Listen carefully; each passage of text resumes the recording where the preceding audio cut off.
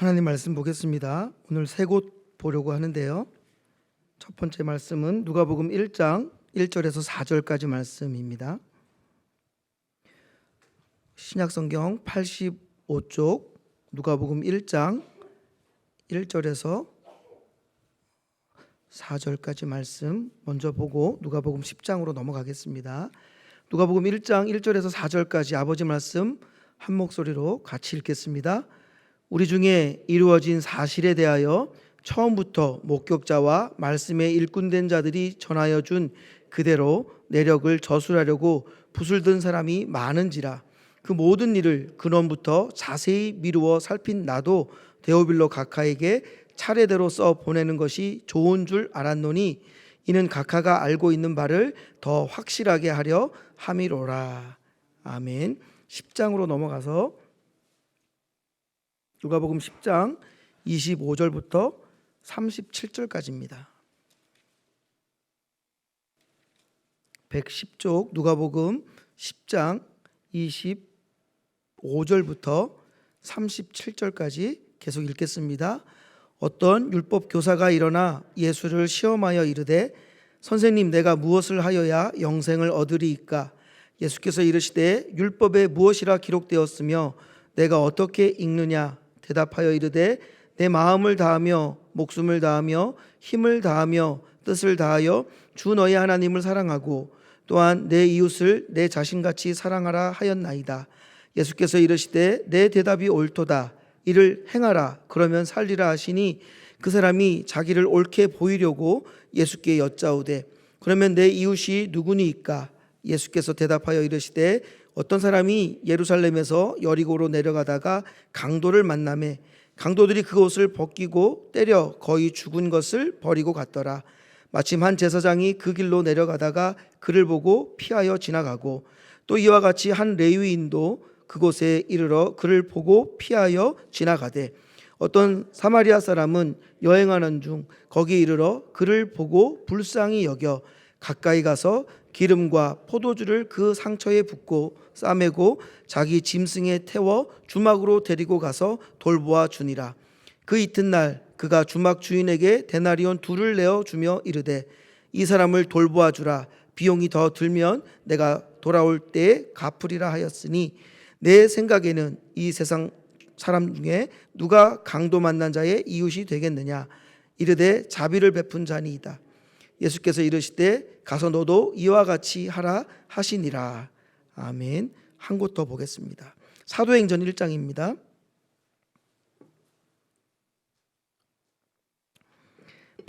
(186쪽) 사도행전 1장 1절에서 3절까지만 보겠습니다. 사도행전 1장 1절에서 3절까지 계속 읽겠습니다. 데오빌로여, 내가 먼저 쓴 글에는 무릇 예수께서 행하시며 가르치시기를 시작하신부터 그가 택하신 사도들에게 성령으로 명하시고 승천하신 날까지의 일을 기록하였노라. 그가 고난받으신 후에 또한 그들에게 확실한 많은 증거로 친히 살아계심을 나타내사 40일 동안 그들에게 보이시며 하나님 나라의 일을 말씀하시니라. 아멘. 잠깐 기도하겠습니다. 한 주간 동안 흐트러진 마음이 하나님의 말씀으로 인하여 다시 정결하게 되고 하나님 말씀에 또한 하나님께 집중할 수 있는 저희 선교 가족들 되게 하여 주시옵소서. 하나님 말씀은 우리를 더 신실하게 만들고 우리를 더 거룩하게 하시는 하나님의 능력이 되는 줄 믿사오니 부족한 종은 하나님 인간의 말로 전하지만 아버지 하나님, 저는 아무런 능력도 없고 아무런 자격도 없지만 하나님의 말씀을 대언할 뿐이오니 하나님의 말씀이 우리 마음판에 새겨지게 하여 주시고 우리 인생의 좌표가 되게 하여 주시고 우리 인생의 지침이 되게 하여 주셔서 흔들림 없이 이 어려움 가운데 말씀 붙들고 살아가는 저희들 될 수 있도록 인도하여 주시옵소서. 전하는 자나 듣는 자나 동일하게 하나님 앞에 있사오니 두렵고 떨림으로 전하고 두렵고 떨림으로 듣고 또 그 듣고 전한 바대로 행할 수 있는 저희들 되게 하여 주시옵소서. 감사드리며 살아계신 예수님의 이름으로 간절히 축복하며 기도 올려옵나이다. 아멘. 직업이 의사였던 누가가 기록한 성경이 두 권입니다. 제자도 아니었고 사도도 아니었는데 복음서를 기록하고 또 복음서와 서신서를 이어주는 다리 역할을 하는 사도행전을 기록한 것이지요. 오늘 처음과 마지막에 읽었던 본문 말씀이 바로 그것을 우리에게 증언해 주고 있습니다. 누가복음 1장 3절과 사도행전 1장 1절에 이렇게 기록하고 있습니다. 데오빌로 각하에게 차례대로 써보낸다. 순서대로 써보낸다라는 뜻이겠지요. 그리고 사도행전에 넘어가면 데오빌로여 내가 먼저 쓴 글에는 이렇게 기록하고 있습니다. 누가복음을 말하는 것입니다. 여러분, 누가는 의사였습니다. 그 시대에 의술이 많이 발달되어 있어서 의사로서 살아가기에 지금도 마찬가지지만 부족함이 없는 것입니다. 바울은 이 누가를 찾아가서 자기의 질병을 치료하게 되는 것으로 성경은 우리에게 증언해 주고 있습니다. 여러 갈라디아서나 고린도서 이런 말씀들을 통해서 바울에겐 두 가지 질병이 있었거든요. 하나는 간질입니다. 그리고 또 하나는 안질입니다.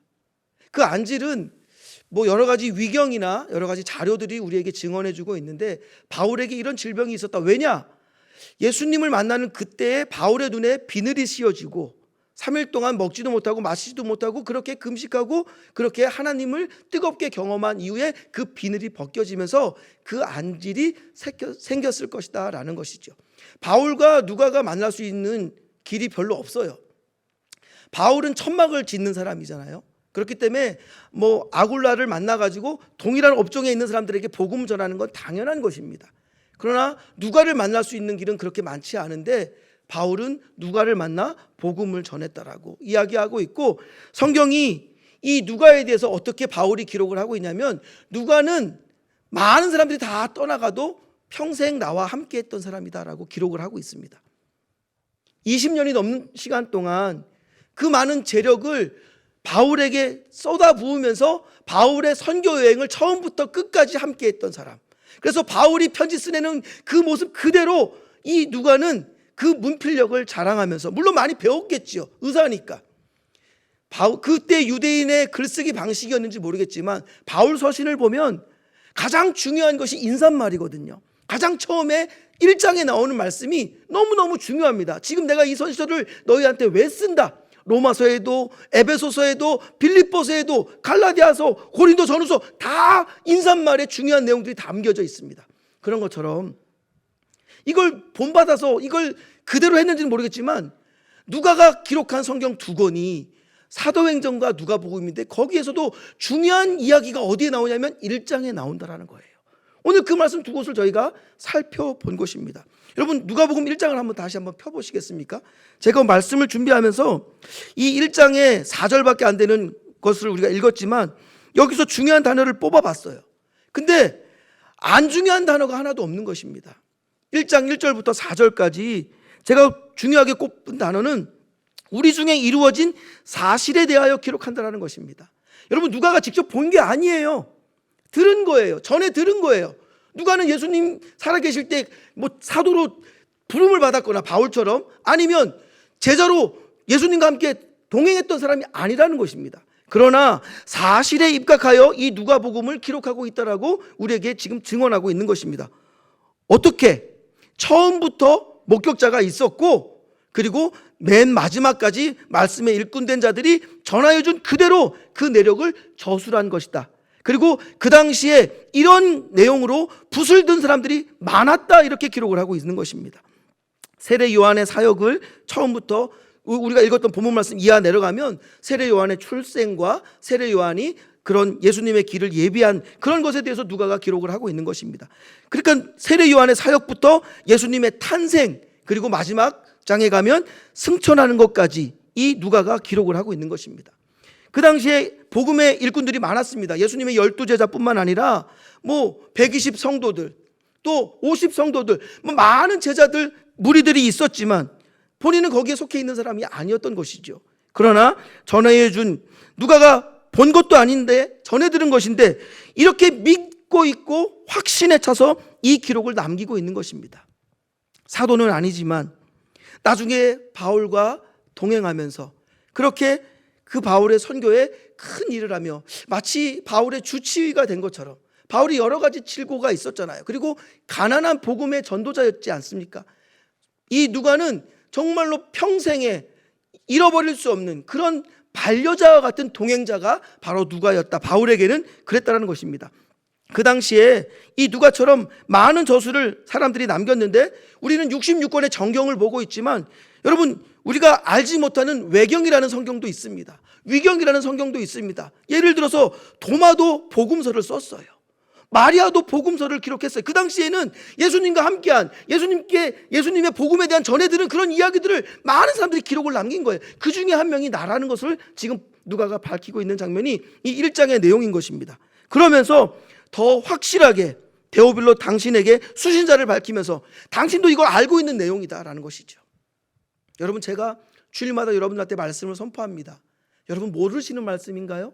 아니잖아요. 근데 그 말씀을 준비해가지고 제가 선포하는 이유가 무엇입니까? 지금 누가와 같은 그런 이유인 것입니다.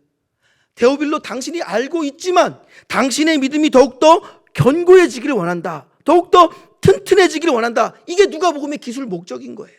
제가 설교하는 목적도 마찬가지인 것입니다. 여러분들이 오늘 이 선한 사마리아 사람의 이야기 모르시지 않지만 이 말씀을 전하는 이유는 혹 여러분 마음 가운데 지금 흐려져 있는, 아니면 오염되어 있는 그런 신앙과 그런 믿음들을 다시 견고하고 튼튼하게 세우기 위해서 이 말씀을 전하는 것입니다. 누가는 이런 목적에 따라 오늘 두 번째 본문인 누가복음 10장 선한 사마리아 사람의 이야기에 이르게 되는 것이죠. 그 말씀의 시작이 이렇습니다. 한 율법 교사가 예수님께 질문하는 것으로 시작을 하고 있습니다. 그 질문 내용이 이렇습니다. 내가 무엇을 하여야 영생을 얻으리이까? 이야기를 잘 보니까 이 사람 율법교사 답을 모르고 묻는 게 아니에요. 몰라서 질문하는 게 아니라 예수님을 떠보는 거예요. 예수님을 시험해 보는 거예요. 예수님이 과연 뭐라고 말할까? 뭐라고 대답할까? 아주 교만한 마음으로 질문을 던지고 있는 것입니다. 이 율법교사는 사람은 무엇을 해야지 구원을 얻는다라는 생각에 깊숙이 자리 잡고 있는 그의 생각을 지금 드러내고 있는 것입니다. 아무것도 하지 않는데 구원을 어떻게 받겠느냐라는 것이죠. 구원을 얻으려면 선을 행하거나, 구원을 얻으려면 고행을 따르거나, 아니면 구원을 얻으려면 율법을 지키거나, 구원을 얻으려면 할례를 받아야 된다라는 생각이 이 율법 교사에게 있었던 생각인 것입니다. 여러분, 율법주의자들은 이런 일들을 잘하면 구원의 확신을 얻습니다. 나는 이만하면 됐다, 구원받은 백성이다. 그러나 뭐 한 가지가 틀어진다, 율법을 어겼다든지 자기들이 하는 것들을 잘 못했다든지, 그러면 또 불안해지는 것이에요. 근데 오늘날에도 이런 성도들이 의외로 많습니다. 예배 출석하는 거하고 구원하고 결부시키는 거예요. 전도하는 거하고 구원하고 결부시키는 거예요. 헌금하는 거하고 구원하고 결부시키는 거예요. 세례 받는 거하고 구원하고 결부시키는 거예요. 전혀 상관이 없는데 하나님의 말씀이 뭐라고 이야기하고 있습니까? 여러분, 이런 것과 이런 행위와 아무런 상관이 없다. 구원의 자격은 우리에게 있지 않다. 하나님의 택하심에 있다라고 말하는 게 성경인 것입니다. 전형적인 율법주의적인 신앙생활을 하지 않으시기를 주님의 이름으로 부탁드리겠습니다. 여러분, 가끔 주일 빠지셔도 돼요. 그 구원의 문제와 상관없습니다. 여러분들의 마음이 흔들리는 이유가 뭐냐면 내가 이거 하면 당장 벌 받겠지라는 것입니다. 그러나 구원받은 백성은 당연히 예배를 드려야 되는 게 마땅한 줄 믿습니다. 여러분, 이걸 알고 악용하는 건 더 하나님께 경을 칠 일이에요. 하나님께서 여러분의 경을 칠 일이에요. 알고 얄팍하게 지금 이 율법교사처럼 떠보기 위해서 하나님께 벌 받나 안 받나 막 그러면서, 어떤 분들은 이러더라고요. 내가 지난주에 예배를 열심히 못해가지고 이번 주에 다쳤어. 여러분, 예배 안 드려가지고 다친 게 아니에요. 내가 조심하지 못해가지고 다친 거지, 그게 예배 때문에 다친 게 아니란 말입니다. 하나님이 즉각 즉결 심판했다면 저조차도 이 자리에 살아남아 있지 못할 것이며 여러분들은 어떻게 살아 계셨겠어요. 우리 하나님 그렇게 옹졸하고 마음 좁으신 분 아닙니다. 그러나 하나님께 예의를 다해야 되는 것, 그게 우리의 자세요 태도여야 될 줄 믿습니다. 그것과 결부시키시면 안 돼요. 이게 로마서에서 말하고 있는 신앙 안에서, 믿음 안에서의, 진리 안에서의 자유인 것입니다. 그런 자유함이 여러분들에게 있기를 주님의 이름으로 부탁드린 것입니다. 여러분, 이 행위의 유무로 구원의 자격을 우리가 논한다, 이거는 잘못된 것입니다. 성경이 뭐라고 말합니까? 영생은 사람의 노력과 사람의 힘씀과 아무런 상관이 없다. 그렇게 얻는 것이 아니다. 우리가 무엇을 해가지고 무슨 대가로 구원을 얻는 것이 아니라 구원은 하나님이 주시는 뭐다? 선물이라는 것입니다. 그 말씀이 어디에 나와요? 에베소서 2장 8절에 기록하고 있습니다. 제가 읽어드릴게요. 너희는 그 은혜에 의하여 믿음으로 말미암아 구원을 받았으니, 믿음으로 말미암아 구원을 받았으니 이것은 너희에게서 난 것이 아니요 하나님의 선물이라. 여러분, 우리가 우리 행위에서 구원의 근거를, 구원의 자격을, 조건을 찾을 수 없다라는 것을 성경은 명확하게 우리에게 명시하고 있는 것입니다. 구원은 하나님의 선물이요 너희에게서 난 것이 아니니 하나님의 선물이고 아무도 자랑할 것이 없다라는 게 또 로마서에 기록되어 있습니다. 여러분, 주보 잠깐 보십시오. 주보에 나눔의 장을 한번 보시면 사진 2장이 있는데,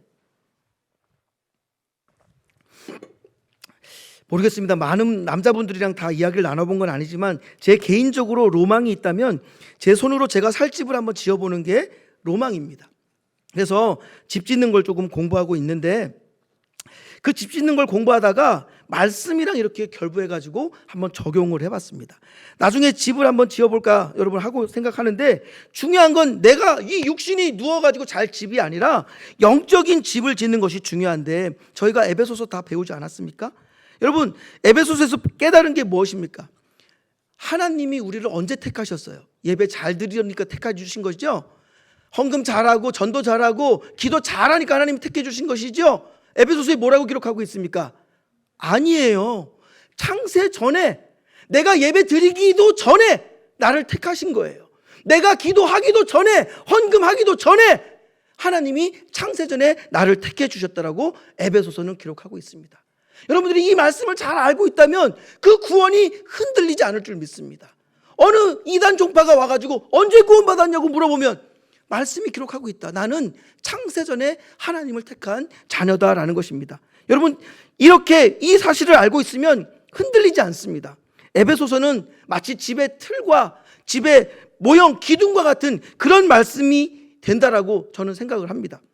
성도의 정체성에 대해서 비록 짧은 성경 6장밖에 안 되는 성경이지만 그 성경이 우리에 대해서, 하나님과 우리의 관계에 대해서, 교회에 대해서, 성도에 대해서 핵심적인 이야기들을 하고 있는 거예요. 여러분, 다른 것보다 가장 먼저 여러분들이 마음에 담아둬야 될 내용, 성경의 내용이 있다면 에베소서예요. 에베소서를 저랑 공부하지 않으신 분들은 빨리 공부하셔야 돼요. 여러분, 그리고 나서 성도들이 그리스도인으로서 변화된 증거가 어디서 나타나느냐? 그 성경은 말에서 나타난다고 에베소에서 이야기하고 있습니다. 왜요? 하나님을 우리가 뭐라고 부르게 됩니까? 하나님을 아버지라고 부를 수 있는 자격을 주신다는 거예요. 그렇기 때문에 아버지라고 부를 수 있는 우리에게 하나님의 아들 된 자격, 하나님의 자녀 된 자격을 주셨으니까 아들은 그 아들답게 살아야 되는 것이죠. 그게 당연한 것이죠, 여러분. 그래서 제가 오늘 말씀 제목을 그리스도인의 변화된 증거는 언행일치라는 것입니다. 아들이 아버지를 아버지라고 부르는 것처럼 아들된 행동을 하면서 살아야 되는 것이 마땅한 것이다. 그게 그리스도인으로 변화된 증거라는 것입니다. 로마서는 바로 그렇게 세세하게 어떻게 권력자들을 대할 것인가, 어떻게 이웃들을 대할 것인가, 어떻게 정치인들을 대할 것인가, 어떻게 성도들을 대할 것인가, 복음에 대한 자세한 이야기를 16장에 자세하게 기록한 것이 로마서예요. 우리 새벽마다 지금 배우고 있습니다. 지금 4장 이제 남았는데, 여러분, 로마서는 마치 집을 지을 때 기초공사와 같은 거예요. 기초공사를 할 때 가장 중요한 게 뭐냐고 제가 여쭤봤더니 기단 공사래요. 기초에서 거기서 이렇게 땅에서 올리는 공사를 기단 공사라고 하는데, 옛날 한옥들은 계단을 올라가가지고 마루에 올라가서 집으로 방으로 들어가지 않았습니까? 그 기단, 그래야지 밑에 있는 냉기가 위로 올라오지 않는다는 것입니다. 그걸 보면서 저는 어떤 걸 깨닫냐면, 로마서가 길고 어렵지만 이 말씀을 잘 준비하고 높이 쌓아놔야 여러분들이 죄에서 자유로울 수 있고 율법에서 자유로울 수 있고 여러분들의 믿음을 지킬 수 있다는 거예요. 그 기초를 잘 닦아놓은 그 바닥에 바로 에베소서라는 집을 여러분들이 세우시는 거예요. 그리고 오늘 누가가 기록한 이 사도행전을 통해서 제 꿈 중에 하나는 저 이제 혼자 계시는 홀어머니 이제 그런 한옥을 잘 짓고 옆에다가 군불대 가지고 이렇게 찜질하는 그 무슨 방이죠? 황토 찜질방? 그런 거 작게 하나 이렇게 만들어 드리는 게 제 이제 소원이에요. 그런데 여러분 바로 그런 역할을 하는 게 바로 뭐냐면 사도행전이라는 거예요. 사도행전은 하나님께 효도한 사람들의 이야기가 적혀 있는 거예요. 하나님의 마음을 시원케 해드린 사람들의 이야기가 적혀 있는 거예요. 그들은 아무런 자격이 없었어요. 성령 충만하기 전까지 그들은 그냥 이스라엘 나라가 회복되는 거 생각 자체가 바뀌지 않아요. 여러분 성령 충만의 증거가 뭔지 아시겠습니까? 성령 충만의 증거는 내 생각이 바뀌는 거예요. 성령 충만의 증거는 내 말이 바뀌는 거예요. 성령 충만의 증거는 내 행동이 바뀌는 거예요. 보십시오. 오늘 말씀에 눈으로 보고도 피하잖아요. 레위인들, 제사장들. 그러나 사마리아 사람은 보자마자 가서 포도주와 기름을 붓고 상처를 싸매고 그를 부둥켜 안고 그를 자기가 타고 온 그 말에다 태워서 가가지고 맡기고 내가 다시 돌아올 거다. 지금 이 낸 돈으로 모자라면 다시 당신에게 그 비용을 지불하겠다라는 것입니다. 여러분 우리는 보면 이제 반응하는 그런 주의 자녀들이 돼야 됩니다. 여러분들이 성령 충만하냐 충만하지 않냐 여러분 말에서 알 수 있고 여러분들이 보자마자 즉시 행동하느냐 행동하지 않느냐로 알 수 있는 것입니다. 여러분 로마서는 이렇게 이 집의 기초와 같은 역할이고 사도행전은 이렇게 우리에게 효염이 되는 믿음의 효염이 되는 그런 내용들을 기록한 게 바로 사도행전이라는 것입니다. 다시 본론으로 돌아가서요. 예수님께서 그 율법사에게 율법에 무엇이라 기록되어 있는지 물으십니다. 그러니 이 율법사가 정확하게 대답을 합니다. 우리 27절로 한번 가보겠습니다. 10장 27절 말씀으로 다시 돌아가 보겠습니다.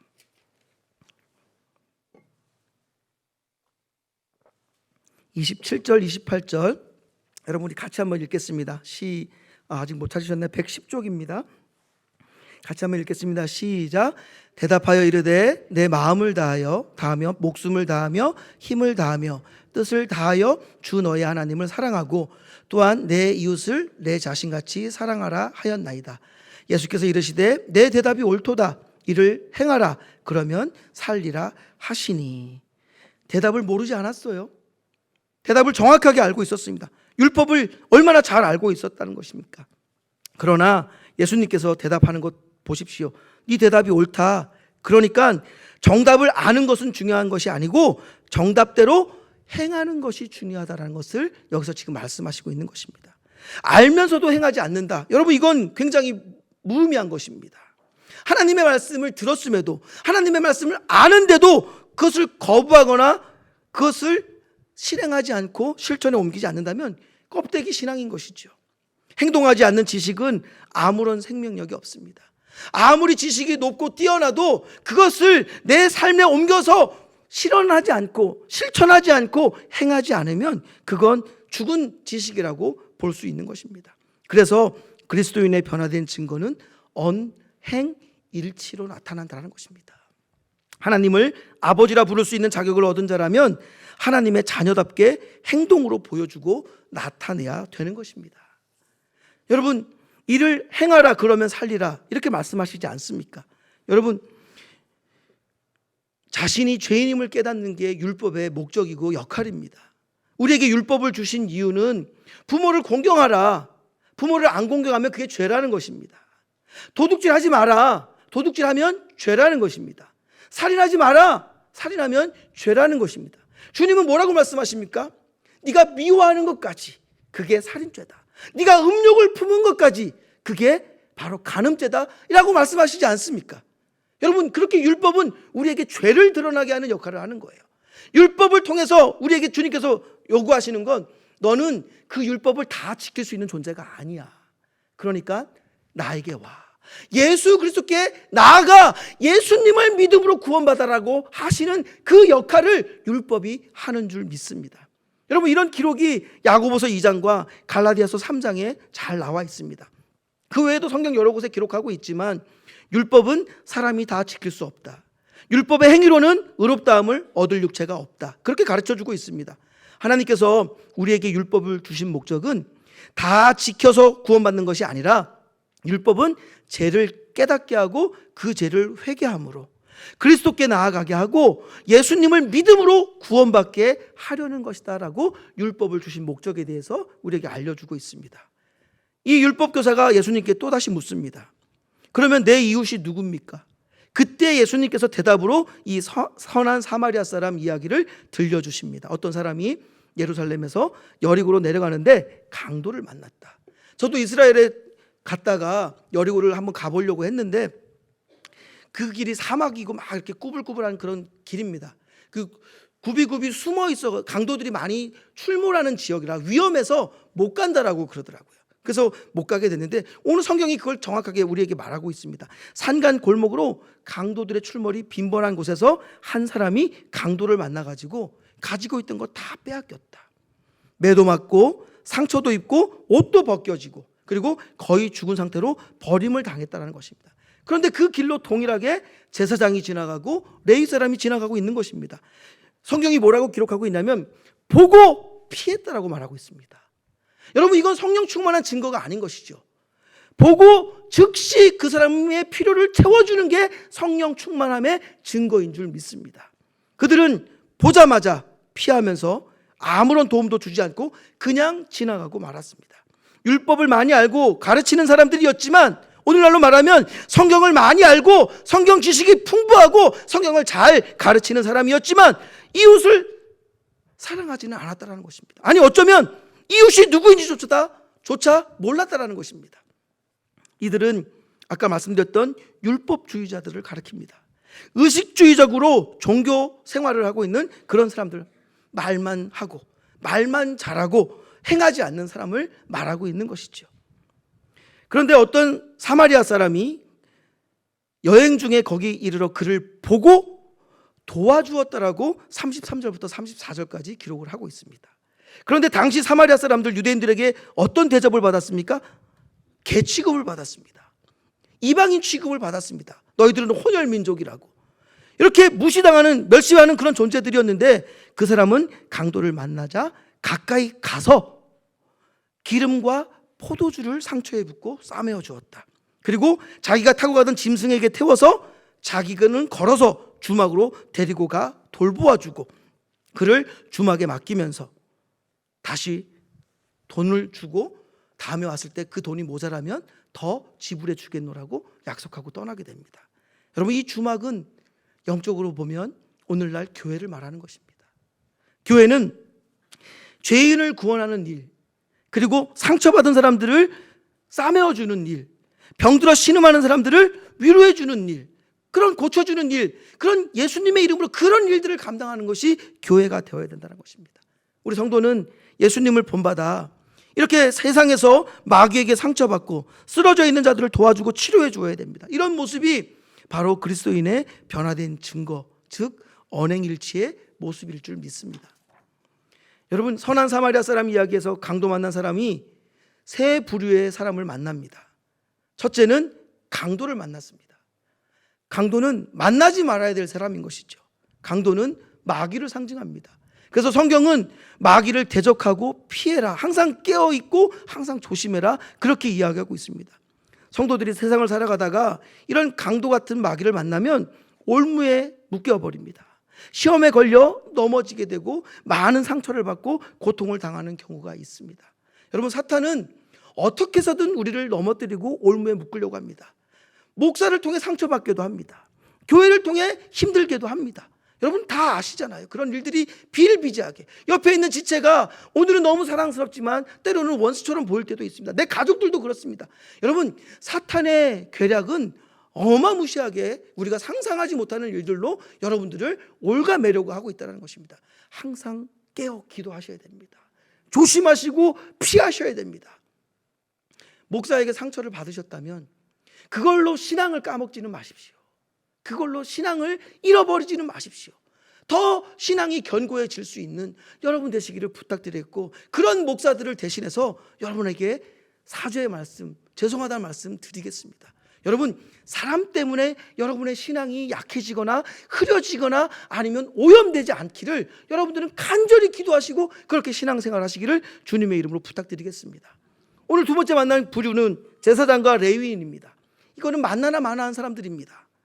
해를 끼치지는 않았지만 전혀 도움을 주지 않는 사람, 이들은 아는 것 많고 말은 잘하지만 실제로는 아무것도 하지 않는 사람들, 남을 도우려는 생각조차 하지 않았던 사람들입니다. 병든 사람을 봐도, 상처받은 사람을 봐도, 죽어가는 사람을 봐도 피해버리는 사람이 바로 이런 만나나 마나한 사람들인 것입니다. 여러분과 저에게 성령이 임했는지 안 임했는지 어떻게 알 수 있냐면, 오늘 마지막 본문에서 그 답을 유추해 보면 누가는 예수님의 사역의 시작이 행하심이었다, 가르치심이었다, 이렇게 우리에게 이야기하고 있습니다. 여러분, 사도행전 1장으로 다시 한번 가보시겠습니까? 사도행전 1장으로.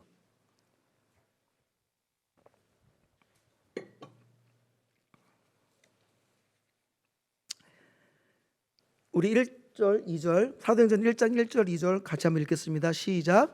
데오빌로여, 내가 먼저 쓴 글에는 무릇 예수께서 행하시며 가르치시기를 시작하심부터 그가 택하신 사도들에게 성령으로 명하시고 승천하신 날까지 이를 기록하였노라.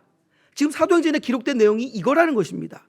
그러면서 그가 고난 받으신 이후에 확실한 많은 증거를 40일 동안 우리에게 보여주셨는데 그건 하나님 나라의 일이었다라고 기록하고 있는 것입니다. 그러니까 사도행전에 기록된 모든 말씀은 하나님 나라의 일이라는 것입니다. 복음이 전파되고 교회가 세워지고 병 고친 자들이 일어나고 앉은뱅이가 일어나고 눈먼 자가 보게 되고 묶인 자가 풀려지는 그런 모든 역사가 무슨 일이라고요? 하나님 나라의 일이라고요. 근데 이걸 정확하게 볼 수 있으려면 성령 충만해야 된다는 것입니다. 성령 충만하기 전에 제자들의 모습이 우리가 그 이하의 말씀에 나오는데, 이들은 관심이 이스라엘에 있었어요. 자기가 살고 있는 땅, 이 땅을 회복시킬 때가 지금이니까 그렇게 그들은 묻고 있는 것입니다. 성령 충만하지 않기 때문에 눈이 하나님의 눈으로 보지 못하는 것입니다. 그 마음이, 그 생각이 하나님의 생각과 하나님의 마음에 미치지 못하는 것입니다. 우리가 새벽마다 기도하면서 제일 먼저 기도하는 게 성령 충만함입니다.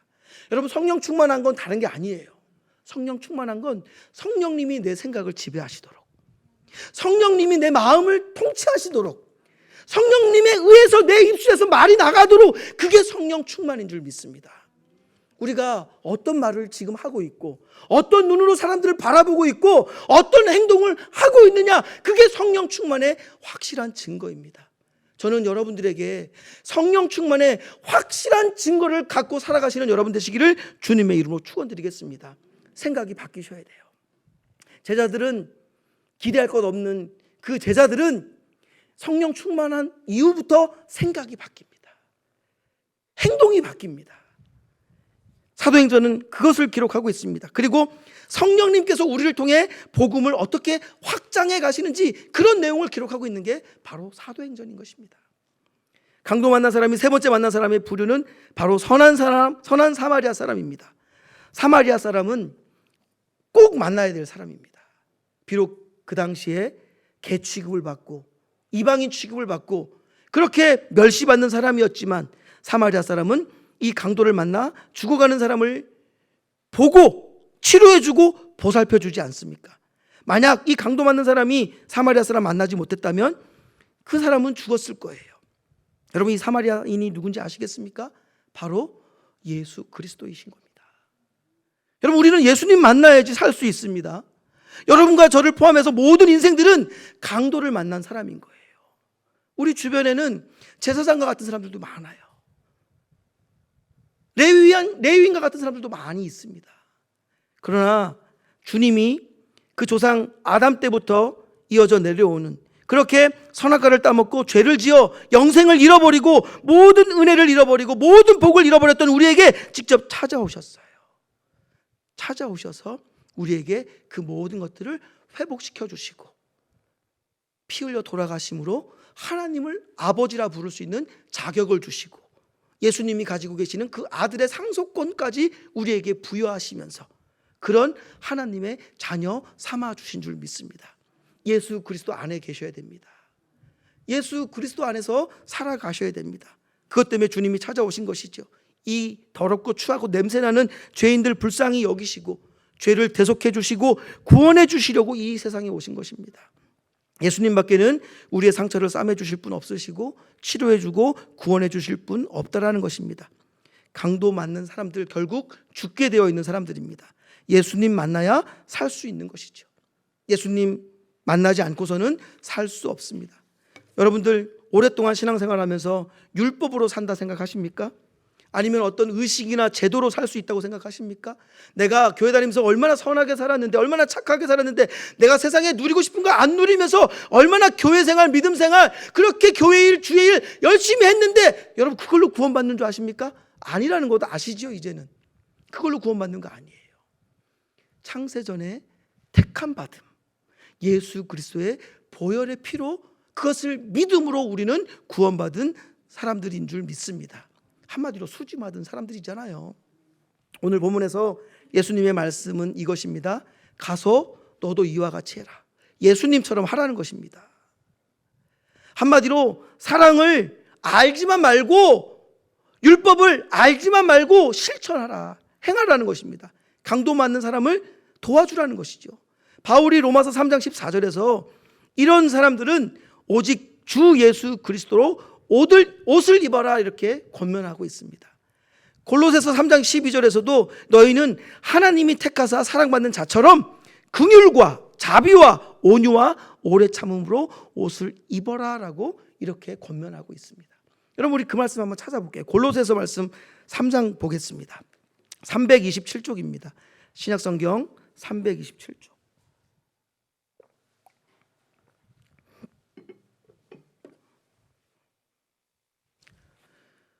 골로새서 3장 13절부터 17절까지의 말씀 같이 한번 읽도록 하겠습니다. 327쪽 골로새서 3장 13절부터 17절까지 읽습니다. 시작. 누가 누구에게 불만이 있거든 서로 용납하여 피차 용서하되 주께서 너희를 용서하신 것 같이 너희도 그리하고 이 모든 것 위에 사랑을 더하라. 이는 온전하게 매는 띠니라. 그리스도의 평강이 너희 마음을 주장하게 하라. 너희는 평강을 위하여 한 몸으로 부르심을 받았나니 너희는 또한 감사하는 자가 되라. 그리스도의 말씀이 너희 속에 풍성히 거하여 모든 지혜로 피차 가르치며 권면하고 시와 찬송과 신령한 노래를 부르며 감사하는 마음으로 하나님을 찬양하고 또 무엇을 하든지 말에나 일에나 다 주 예수의 이름으로 하고 그를 힘입어 하나님 아버지께 감사하라. 아멘. 모든 성도들이 주 예수를 믿고 구원받는 순간 이 옷을 입습니다. 읽지는 않았지만 12절에 긍휼과 자비와 온유와 오래 참음의 옷을 갈아입는 거예요. 여러분 그러나 중요한 건 우리가 무슨 옷을 갈아입을 때 순식간에 아주 멋진 사람으로 변할 수 있는데 예수 그리스도라는 옷은 한 번에 갈아입을 수가 없는 거예요. 오랫동안 훈련을 통해서 계속 갈아입는 훈련을 하셔야 되는 것이죠. 그 말씀을 밑에서 기록하면서 어떤 옷으로 갈아입어야 되냐, 바울은 그리스도 안에서 새 옷을 입으라고 권하면서 이 옷은 서로를 용서하는 용서의 옷이다. 이것은 서로를 사랑하는 사랑의 옷이고 이것은 평강과 감사의 옷이며 그리스도의 말씀의 옷이다. 예배의 옷이다. 범사에 감사하는 옷이다 라고 말하고 있습니다. 이게 예수 그리스도라는 새 옷인 것이죠. 우리가 이것을 입어야 되는 훈련을 해야 되는 것입니다. 예수님께서 내가 사랑해야 할 이웃이 누구인가를 소극적으로 묻는 율법교사에게 이웃은 네 도움이 필요한 사람이야. 네 도움이 필요한 사람이 네 이웃이야 라고 답해 주신 것입니다. 여러분과 제가 그리스도인으로 변화된 증거는 언행일치입니다. 거기 하나를 더하면 성도에게 어울리는 옷을 입으셔야 되는 거예요. 저희 집에 가끔 깎여진 더덕과 깎여진 도라지를 갖다 주는 청년이 하나 있습니다. 우리 교회 새 등록해가지고 얼마 안 된 청년인데 뭐냐고 물어보니까 퇴근길에 전철역에서 나오면 한 할머니가 거기서 그걸 깎고 계시는 거예요. 근데 이렇게 봉다리가 조금 있는데 그거를 자기가 다 사면 할머니도 들어갈 수 있다는 거예요. 그래서 그 마음이 너무 귀한 거죠. 자기는 이거 갖고 가봐야 반찬 해 먹을 수 없으니까 지나가는 길에 들러가지고 주고 가는 거예요. 여러분, 보는 즉시 행동하는 것, 그게 성령 충만한 증거입니다. 오늘 이따 교회 소식에 교우 소식도 여러분들이 많이 보게 될 텐데, 어떤 분들은 출산을 앞두고 있고 출산을 하고, 어떤 분들은 깁스를 하고 다치고 병원에 다니고 검사받고 이러고 있습니다. 여러분, 그분들이 기다리는 건 뭘까요? 여러분들의 따뜻한 전화 한 통인 거예요. 말 한마디인 것이죠. 관심인 것이죠. 사랑인 것이죠. 여러분, 길거리 다니다가 여러분 그 청년이 그 할머니에게 복음을 전한 건 아닙니다. 그러나 하나님 마음이 따뜻하셨을 거라고 저는 믿습니다. 하나님 마음이 감동받으셨으리라 믿습니다. 거기에서 우리의 행동이 바뀌어지고 생각이 바뀌어지는 것 아니겠습니까? 여러분, 우리가 이런 삶으로 살아내는 여러분들과 제가 되기를 간절히 바라겠습니다. 오늘 예수님과 대화를 나누는 이 율법 교사에게 하나님께서 요구하시는 건 전문적인 지식이 아니었어요. 성경 지식 많고 성경을 많이 알고, 그것보다는 당장 어려움 당한 이웃, 그를 실제적으로 사랑하고 실제적으로 그에게 자비를 베푸는 것, 그거를 지금 말씀하시고 교훈하시고 있습니다. 여러분과 제가 성경 지식이 좀 모자라더라도 예수 그리스도라는 새 옷을 입고 선한 사마리아 사람처럼, 예수님처럼 작은 예수가 되어서 보고 즉시 도와줄 수 있는, 다시 말씀드리면 배운 것을 그대로 행하는 것과 일치시킬 수 있는 여러분과 제가 되기를 간절히 바라겠습니다. 성령 충만의 증거는 마음과 생각이 성령님께 다스림받고 통치받는 것입니다. 그런 주님의 자녀들 되시길 간절히 소원합니다. 여러분, 이런 모습이 성령 충만한 확실한 증거이고 성령 충만한 확실한 흔적인 줄 믿습니다. 이런 증거와 흔적을 갖고 살아가시는 우리 선교 가족들 되시길 주님의 이름으로 축원드리겠습니다. 기도하겠습니다. 하나님, 저희가 언제나 신앙의 본질을 놓치지 않고 살아가게 하여 주시옵소서. 어떤 특별한 능력을 하나님께 구하는 것이 아니라 예수님께서 가르쳐 주신 것처럼 예수 그리스도로 새 옷을 입고 그리스도 안에서 얻은 하나님의 자녀라는 신분으로 기쁘게 살아가면서 우리의 필요가, 도움이 필요한 그들에게 그 필요를 채워줄 수 있는 그런 우리 선교 가족들 되게 하여 주시옵소서. 종교적으로